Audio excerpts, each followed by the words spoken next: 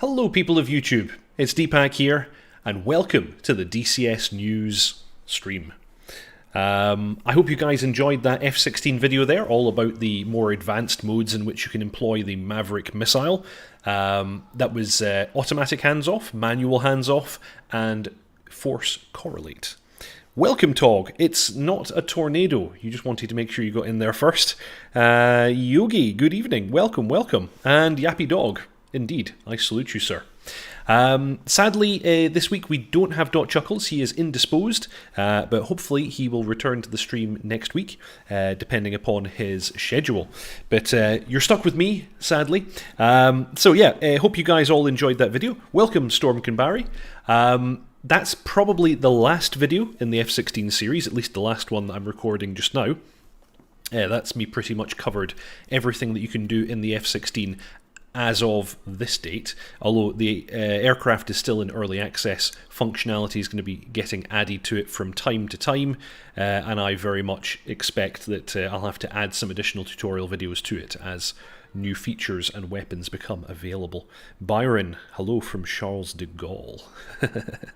Fantastic. So yes, hope you all enjoyed that. Probably what's going to happen next week is I'm at last going to post that Harrier addendum video that I've been promising for a bit of time, because there were a number of big changes to the Harrier in 2.7, and even as recently as a week or two ago there was a bunch of new stuff added to the aircraft as well. So you should probably expect the next video will be on the Harrier, but then after that I will almost certainly be starting my new tutorial series on the JF-17 Thunder. So yes, Yogi, and the Eurofighter is nearly here. What makes you think that? I would expect the Eurofighter to be 2 years away. That's my prediction. But I'm basing that on practically nothing. But yeah, I think Heat Blur have only been involved in the project for over the course of the last few months. So I'd be very surprised if it was going to get released anytime soon. That said, I'm very much looking forward to it getting released, and I hope that happens very soon. Unless they change a lot of things and you have to recap. Well, almost certainly that's what's going to happen, Talk, because the aircraft's in early access. So yes, I guarantee they're going to change a bunch of stuff, and I'll have to record a whole load of new videos on that one. Mark S, not 2 weeks. Well, of course, we always say 2 weeks, but is it ever 2 weeks? No, it's never 2 weeks. So, let's begin with the DCS news. As always, we have the newsletter from Eagle Dynamics. This week, just a small number of items in here. They're talking about the development of the F-16 being accelerated, as they describe it. They're working on an improved damage model, and yeah, they've given us some images of visual effects, and they want us to take a look at the screenshots. So let's do as we're told. Let's take a look at the screenshots. There is a beautiful F-16 which has been peppered with flak and ground fire. This is not the way you want your aircraft to look. Very, very sad, especially given how beautiful the F-16 normally looks. And yeah, that's an image from the top with the words "Work in Progress" plastered across the middle. This is what you don't want your aircraft to look like. I would be surprised if it was particularly aerodynamic at this stage. That's a lot of holes. Oh dear. Yappy Dog is having some issue with a real dog. Fair enough. So yes, they're currently working on the damage model. They want to provide better ballistics tracking and more detailed effects to sloped sheet metal. In the interim, you may have noticed more realistic representation of wing damage. So apparently they've already actually added something in one of the more recent patches. So that's pretty cool. And I'm very excited to hear about the accelerated F-16 development. That's something I'm really looking forward to. Mosquito, we've got a development report for the Mosquito FB Mark 6.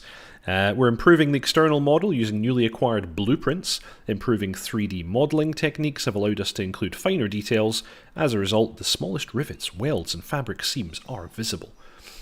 So yeah, I can share the images with regards to the... Oh, actually, I didn't see this. Okay, so that's what it looks like when your aircraft is very, very much damaged. And here's some up-close images of the Mosquito for your delectation. Looking nice, looking nice. And yes, after that they have some information about a new what is it called again? Campaign. A new third-party campaign for the P47D called Wolfpack by Reflected Simulations. So that is the newsletter from Eagle Dynamics for this week. Pretty small, not that much going on. There was no patch to open beta this week and no notable releases. We do, however, well, basically I decided that it'd be a good idea to go over the roadmap that Eagle Dynamics posted back in January. Seeing as how we're now more than halfway through the year, and also we're actually almost halfway through Q3. Now keep Q3 in mind, because that's a timeline that you're going to see mentioned rather a lot in this roadmap that Eagle Dynamics posted back in January. So it's going to be exciting to see if they actually manage to maintain this particular roadmap. When it comes to the F18, I'm going to take this section by section. Most of what they've been talking about for the F18 in January has already been delivered. They were talking about radar jamming effects, which are in. Sea and ground moving target, which are in. Designated target sharing is in. The fuel page bit test I don't think is in. Practice bombs, I don't know if they're in, but they might be. AT Fleur is in, Harm is in, Slam ER is in, coupled autopilot mode is in, AIM 7P I don't think is in, ACLS mode is not in, Wide ACM mode is in, and then the data transfer cartridge functions. Now this is the one that I'm super excited about. I want to see data transfer cartridge functions for all of the aircraft, especially the Harrier, because that's the one I fly a lot right now. So for anyone who doesn't know, in the real world, pilots don't actually have to do a bunch of the stuff that we as sim pilots have to do. When we get into our aircraft and we start it up, we tend to have to select what our bullseye waypoint is going to be, set up our MFDs, program our countermeasures, program our radios. There's a bunch of stuff that we have to do by hand when we get into the cockpit. What does a real military pilot do? Well, they don't do any of this stuff. They sit at a PC, a desktop PC, in the briefing room. They program up everything they want using a nice piece of software on their PC. It gets downloaded into a data transfer cartridge. They walk to the aircraft with that cartridge in hand. They pop it into a slot, normally near the rear of the right-hand console, press a button, and it's all loaded into the aircraft. They don't do any of this nonsense. So adding data transfer cartridge is going to be super duper good. And anyway, they say after that they'll be maintaining and polishing the module. Sorry for the rant. I'm a big fan of data transfer cartridges. So went on to the F16. Once the Hornet is out of early access, which I believe now will be very soon, because most of what they've described here is delivered, they're going to reallocate developers. They say they're going to complete the air-to-air radar modes. I think quite a lot of that is done, although I don't know if they've talked about this, but to my mind the DLZ needs some addressing. It's missing a bunch of stuff, and the maximum range is not accurate. Additional harm modes I think are in. GPS INS guided weapons, well, in the form of the JSO, and the JDAM in fact, we've got two. I think we're getting the wind corrected munitions dispenser, and I don't know if we're getting the small diameter bombs. That would be cool if we do. Expanded defensive systems, I don't know what that means. Air-to-surface radar modes, very, very good to have. Mark points. Ooh, mark points. We need mark points. Additional ICP and MFD options, new weapon delivery modes, and more. So that's very, very exciting. Hello, Lindsay. Welcome to the stream. So yes, that's very, very exciting. I'm very interested in seeing the F16 further developed, because it's really good. Like the base product is there, and I think it's a really good aircraft module, but you're getting those DED modes fleshed out, and the other weapons and bits and bobs. It's something I'm really looking forward to. A10C2 Tank Killer. So it's out, it's mostly complete as they say here, but they want to deliver some additional features in 2021, which will include the ARC 210 radio, we don't have that yet, updates to the tactical awareness display, we also don't have those yet, changes to optically guiding Maverick slewing, that might actually be in, they did have an update with regards to that, and the longer version of the ECM pod, which I'm sure you're all holding your breath for. Tog, you see behind. I'm trying to cover the screen. You can't see me doing that. DCS Supercarrier. Most of our effort in the Supercarrier has been focused on creating the 3D environment for the Ready Room, Airboss Station, the hangar deck. Other tasks for 2021 include the plane director to marshal... What? Plane directors to marshal aircraft to the catapults and off the landing area. Okay, well that's kind of cool. The Burble, the Burble is in. Deck crew light wands for night operations, that would be really cool. It's not in. Unique radio channels for different controllers and manual LSO control. Which newsletter is this, Mark S asks. This is the newsletter that they posted in January 2021 detailing the roadmap for 2021. So I thought, seeing as how we're just past halfway through the year, now is the time to review this and see what we have and what's probably coming, or at least what they thought was coming in January. I would suspect, given COVID and probably various other things are not going to be delivered quite when they thought they were. Mosquito. So the Mosquito is planned to be released into early access by the end of the first quarter 2021. Well, we now know that that is not the case. In previous newsletters, they stated that they were unhappy with the external model, and they've been putting a lot of effort into making it perfect. And even as recently as the most recent newsletter, they've been detailing the nice work they've put into that. So I think that was the right choice. Hind. Well, the Hind is out. Planned for release in the second quarter 2021. That was hit, and I have to say, rather spectacularly. It was a good release, good solid release. Functionality was mostly present, actually almost entirely present, and not that many bugs. So good job. This one they hit. AH64D. So they talk a bunch about the AH64D. It's going to be based on a 2002 Block 2 version. It'll be armed with Hellfire anti-tank missiles, unguided rockets, and a head-tracking 30mm cannon. Early access is planned for release in the third quarter of 2021. Well, guess where we are right now? It's the third quarter of 2021. So can we expect the Apache to land in the next month? Is that realistic? Stay tuned. Actually, it wouldn't be the next month. It might be the next 2 months. But in any case, very soon now.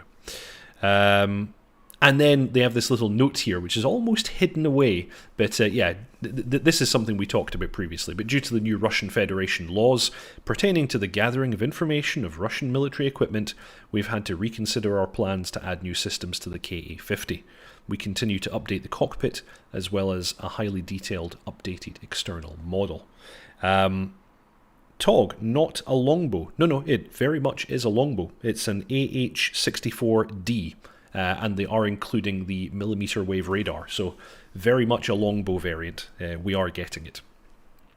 So yes, the KA-50 is going to be getting mostly a graphical overhaul. They've been a little bit cagey, because initially they said, nope, no new systems, and then they came back and said, we can maybe do some things, and since then they've been kind of quiet about it. So I would imagine there's some wrangling continuing to go on with regards to the KA-50, but based on this, we can only really expect graphical improvements, which would be very much appreciated. It's the oldest module in DCS, and it'd be nice to see it spruced up and brought up to standard. Something not mentioned here is that the Eagle Dynamics was also planning to make a full fidelity MiG-29A. And in a post on the Russian forum some time back, they stated that this was still ongoing and not affected by this new Russian Federation law. Or at least I don't think so. So maybe we're getting a MiG-29 at some point, but I wouldn't imagine that anytime soon. Apache is the next thing inbound, I would imagine. And modern air combat. Do any of you care about modern air combat? I don't particularly, but hey, if it gets more people into flight sims, then that's great. They're shooting for third quarter 2021 release, but at the latest, quarter 4 2021. So there you go. Our maps will continue to address bugs and improvements in the Persian Gulf, Caucasus, Nevada maps. Most of our map work, though, is focused on the Channel and the upcoming free Mariana Islands map. Well, of course, based on the most recent news, the Mariana Island, of course, is out, and Channel map is now the one that they're working on. Ed said on the FB pre-sale of Apache by the end of summer. So yeah, that matches with end of quarter 3. So, okay, based on that, Dennis, it sounds like we are still on, which would be very, very nice. New clouds, new volumetric clouds. Well, we got those. They delivered. They said they'd be introduced in the first quarter of 2021, and they were, I think. It was the first quarter they came out. I think it was. Once the clouds are in, they've got a bunch of improved visual effects that they're developing throughout 2021. Those will be improved helicopter rotor wash over water and ground, missile flame and smoke, ground unit dust clouds, transonic shock cones. This I really want to see. It's something we've been missing for a while. Fuel explosions, very cool. Water weapon splash. Weapon water splash? Yes, weapon water splash. Further explosion improvements, smoke grenades. So that's going to be cool. Those are dropping throughout the course of the year. Now we get into the part where Q3 is going to be mentioned a few times, and I'm a little skeptical, but I guess we'll see what happens. Dynamic campaign. This is a really, really cool thing. It's something that the community has been asking for as long as DCS has existed, because a certain other big name flight sim, Falcon 4, has had it since day one, and it'd be really cool if DCS had it. So they're in internal testing, apparently. Internal testing will continue throughout the first quarter of 2021. They say it's too early to estimate a release date. However, external beta testing is planned for Q2/Q3. So let's see what happens. Since Lomac even. Damage modelling. Now, of course, in 2020 they delivered the new damage model for the World War II aircraft, which was really cool. Some very, very nice effects and so on. They're doing some further tuning, and they're going to continue to work throughout 2021, bringing that technology to modern aircraft like the F18, F16, A10C. It's an ongoing progress which we hope to deliver in stages during the latter half of 2021. Well, that's us. We're into the latter half now. Air traffic control. They talk about over the past year, but I feel like the air traffic control thing is something they've been talking about for years, although maybe they've only been working on it over the last year. But in any case, they say that they're going to continue to develop this throughout 2021, and they have no estimate at this time. So that's something to look out for. The FLIR, the new and improved forward-looking infrared. So, in the modern battlefield, a realistic rendering of FLIR sensors is mandatory, not just for aircraft, but also for ground units, unmanned systems, and weapon sensor video. Given the need to create the underlying technology, and then create thermal maps for all the world objects, terrain, surfaces, and units, this has been quite a large task. We will continue to develop this well into 2021, and we hope to deploy the new FLIR enhancements in Q3 2021. There's Q3 again. So, let's see. We might be up for a very exciting quarter. AI units, new and updated assets. This has been something they've absolutely been delivering on. Almost every single update over the last couple of months has had new AI units. So really, really nice. But there's still more to go. They talk about the B-52. I don't think that's been delivered yet. Tu-95, Tu-142, B-1B, IL-38, and Tu-160. Carrier aircraft, the S-3B, that's an important one. That is probably the lowest poly model that we still have in the game. The SH-60B, and then they talk about a bunch of ground units, most of which I think have been delivered. They've done a lot of these ground units already. And then they talk about enhanced AI behaviour. So, yeah, much of their effort is focused on the AI aircraft behaviour, in harmony with the new damage modelling and in line with logical and understandable rules and practices. And yeah, they're also mentioning that the new ATC, of course, will interact with the aircraft AI quite a bit. So this work is ongoing and will probably never really be finished. Well, yeah, AI is an ongoing task, but we do hope to deliver substantial enhancements during the latter half of 2021. Mark S says the M1 needs some work. Yeah, I've actually not looked that much at ground units, to be honest. I'm usually at kind of 20, 30,000 feet dropping things on them. But I think for combined arms to be a really useful and important module, they do need to put a bit of work into this. So, once again, thank you all for your passion and support in 2020. We hope that 2021 will prove to be a good year, one with many upward trends, not only for DCS, but for you, our faithful community, and for the world at large. So, fantastic. So it's for all of you to judge how much of this is being hit. I would say that they're actually doing rather good. This roadmap has, for the most part, been delivered on. And if they're delivering the H64D on time, as per this, and as per the Facebook post, that's going to be very exciting. Needs more polish, says Tog, in reference to combined arms. Yeah, it would be nice to just to make it more useful, to make it more relevant, but I would assume that that's coming over time, especially with all of these new units coming into the game. And on to our final bit of news for this week. There's not been that much going on. We have the raid modes in the radar for the A10... Sorry, not the A10. What am I talking about? The FA-18C Hornet. So brand new raid radar modes have been added to the game, and Matt Wagner here records a video showing you how it all works. It seems to basically be a bunch of situational awareness modes. When you've got a single target track, one of the things that you can do is actually display nearby contacts. Yeah, that's pretty much the most important thing, I would suggest, that it provides. So if you want a better idea of how this mode works, go ahead and watch Matt Wagner's video on the subject. It's very comprehensive and easy to follow as always. This is not in the game as yet, but I would assume this is going to drop in the next open beta. So keep your eyes peeled for this one. And hopefully we're getting a bunch of F16 improvements thereafter. They have said that they're working on the flight model, among other things. So, that's pretty much it. And like I said, a fairly quiet news week this week. That's all that's really been going on in the wonderful world of DCS. As always, thank you very much. Actually, the support from you guys has been absolutely amazing. Just recently, the channel hit just over 2.5 thousand subscribers, which is amazing. I never thought it was going to hit anything near that. I didn't realise that people were that interested in my droning Scottish Scott Manley impression voice and teaching you all how to fly aircraft, but I'm very, very happy that people enjoy these videos and are still watching them. If you haven't already, as I always say, please subscribe, like, and comment. Your support is super, super important to the channel and to me. Thank you so very much. And yeah, every Saturday I premiere a new tutorial video. Next week it's going to be a video on the Harrier, and then follow up with the DCS news, which just happens to be what you're watching right now.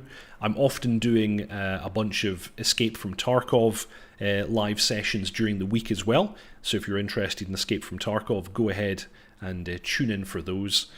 But yeah, tell dotChuckles he needs a virtual variant for these days. He isn't around. Yes, it is sad that dotChuckles isn't here. It's always way more fun to do this stream with him, have a bit of banter going back and forth, but I feel like he's here in spirit. So and hopefully we'll have him back at some point soon. So thank you all very much for watching. I salute you all. Fly safe, and I'll see you